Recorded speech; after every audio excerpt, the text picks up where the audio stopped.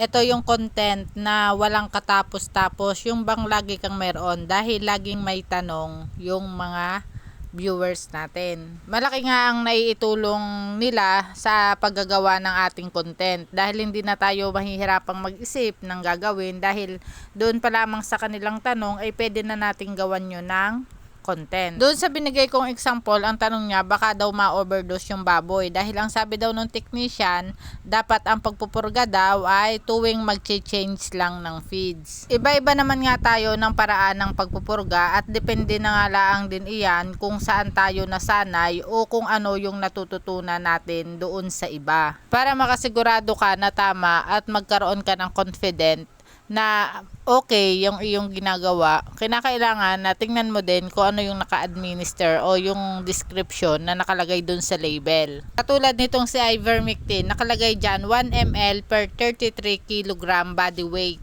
Estimate mo din kung ilang kilo yung iyong pupurgahin. Kung halimbawang yan ay magpupurga ka na sa grower stage, yan siguro ay mga 60-70. So, ang pagpupurga mo noon, ang pagbibigay mo noon ay mga 2 ml o kaya 3 ml. At doon naman mga ka-farmers sa paghahalo natin sa feeds, kaya yan ay tumatagal ng 7 days dahil pag nakahalo sa feeds, sobrang konti lang nung content na inilalagay doon. Sabihin na nating 1 tonelada yung mixer na naghahalo ng feeds.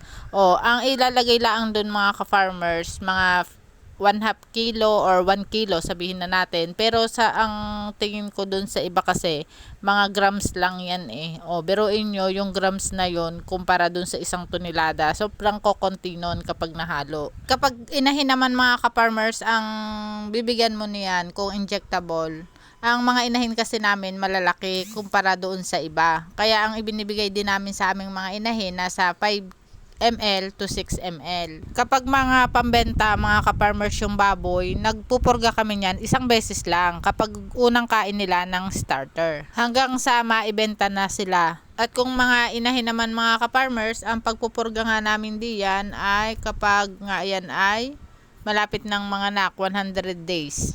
Hindi rin maganda mga ka-farmers yung tuwing mag-change kayo ng pagkain dahil ang pagpupurga stressful yan dun sa mga baboy. Meron nga diyan mga ka-farmers na kapag kayo ay nagpupurga, merong hindi kakain. Nagtatamlayin din yung iba. Minsan kapag ganyan ang mga behavior ng ating mga alagang baboy, yung iba hindi na nakaka-recover. At iiwasan nga natin mga ka-farmers yung ganon dahil maaaring tayo ay malagasan kapag kaganyan.